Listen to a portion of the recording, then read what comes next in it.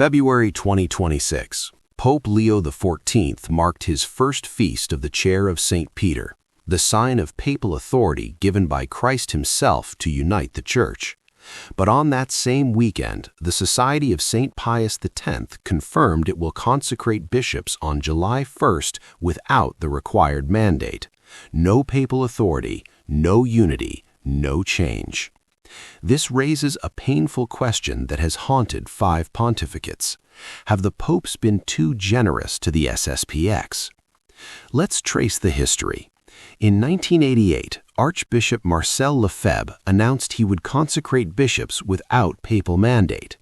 Pope St. John Paul II sent Cardinal Ratzinger to negotiate.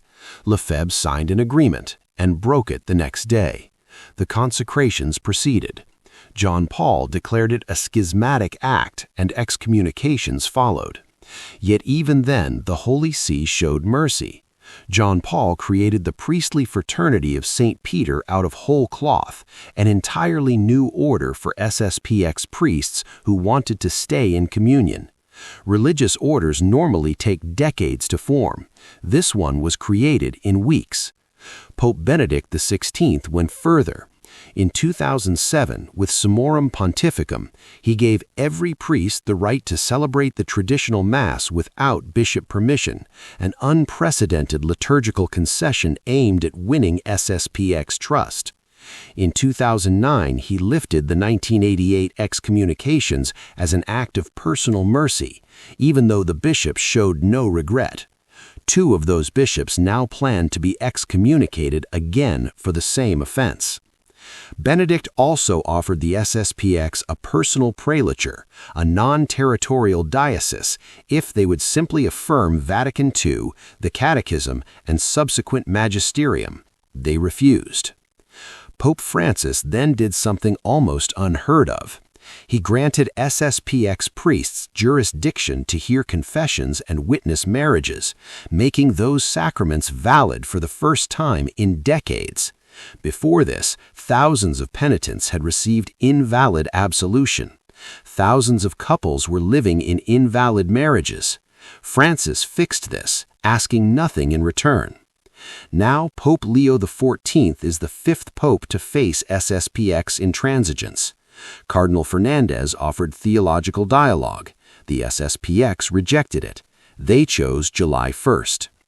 The pattern is undeniable. Popes have offered unprecedented concessions, canonological innovations, personal prelatures, jurisdiction without conditions. The SSPX has responded with the same act of defiance again and again.